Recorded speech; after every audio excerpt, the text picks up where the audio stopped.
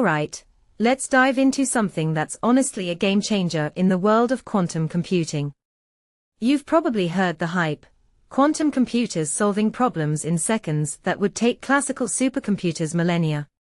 Sounds like sci-fi, right? But here's the kicker, the tech behind it, Qubits, is ridiculously fragile. Like, ridiculously fragile. A tiny vibration, a stray electric field, even a cosmic ray can wreck their coherence, and poof, your quantum magic is gone.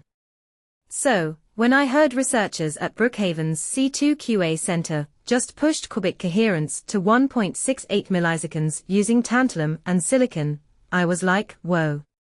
Let me break this down for you, because it's not just a number, it's a massive leap forward. First, let's talk about why this matters. Qubits are the heart of quantum computing. They're these particles that can exist in multiple states at once, which is what gives quantum computers their insane power. But here's the catch. Their coherence time, how long they can hold that delicate quantum state, is usually just fractions of a millisecond. That's not enough for the kind of large-scale, error-corrected quantum processors we're dreaming of. So, when someone says they've hit 1.68 milliseconds, that's not just an improvement, it's a paradigm shift. Personally, I think this is one of those breakthroughs that doesn't just move the needle, it redefines the game. Now, what's fascinating here is the materials-first approach. These researchers didn't just tweak some software or add more qubits. They went straight to the root of the problem, the materials themselves. Tantalum and silicon, right? Tantalum, as it turns out, has fewer defects and forms cleaner interfaces compared to traditional materials like aluminum or niobium. What many people don't realize is that these defects, tiny, microscopic imperfections, are like leaks in a quantum system. They cause energy loss, which destroys coherence. By switching to tantalum, the team essentially plugged those leaks. And silicon. It's not just any substrate, it's a lower loss alternative to sapphire, which was the go-to before. But here's the thing, silicon fabrication is tricky. It behaves differently, and its surface chemistry is a whole other beast.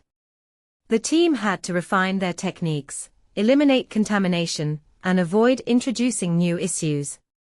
The fact that they pulled this off is, in my opinion, a testament to how interdisciplinary quantum research needs to be. Materials science, chemistry, and quantum hardware engineering, all coming together. What makes this really interesting is the collaboration behind it. Natalie de Leon, Robert Cava, and Andrew Hauck, three experts from completely different fields, came together to solve this. De Leon's quantum materials expertise, Cava's chemistry insights, and Hauck's circuit design skills. That's a dream team. And it's a reminder that quantum computing isn't just a physics problem, it's a materials problem, a chemistry problem, and an engineering problem. If you take a step back and think about it, this breakthrough wasn't just about improving qubits. It was about breaking down silos in research. That's huge. Now, let's talk implications. Longer coherence times mean fewer errors. Fewer errors mean fewer qubits wasted on error correction. And fewer correction cycles mean less noise in the system. This isn't just a marginal gain, it's a foundational shift. What this really suggests is that we've been underestimating the impact of materials on qubit performance. One thing that immediately stands out is how this fits into the bigger picture. Quantum computing is still in its infancy, and the road to quantum advantage, where quantum computers outperform classical ones, is long. But this breakthrough feels like a major milestone. It's not just about hitting a new record, it's about proving that qubits aren't inherently fragile. They're only as fragile as the materials we use to build them. That's a massive mindset shift.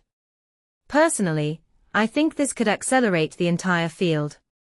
If companies like Google or IBM can adopt this tantalum on silicon design without overhauling their existing systems, because it's compatible with current architectures, we could see real-world applications sooner than we thought. But here's a deeper question. What does this mean for the future of quantum research? If materials are this critical, should we be investing more in materials science? Should chemists and materials engineers be at the forefront of quantum teams? I'd argue yes. Advances in conventional electronics have always been driven by better materials. Think silicon transistors.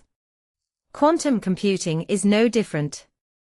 This breakthrough is a wake-up call that we need to think holistically, not just about qubits or algorithms, but about the very building blocks of quantum systems.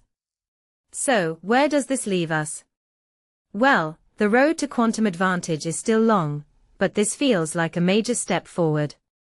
It's not just about the 1.68 milliseconds, it's about what that number represents. It's proof that we can tackle fundamental challenges at the materials level, and that collaboration across disciplines is key. As someone who's been following this space for years, I'm genuinely excited. This isn't just another research paper, it's a turning point. And if you're as fascinated by this as I am, let's keep the conversation going. What do you think? Is this the breakthrough quantum computing needs? Or is it just one piece of a much larger puzzle? Let me know in the comments below. Because honestly, I'm still wrapping my head around how big this could be.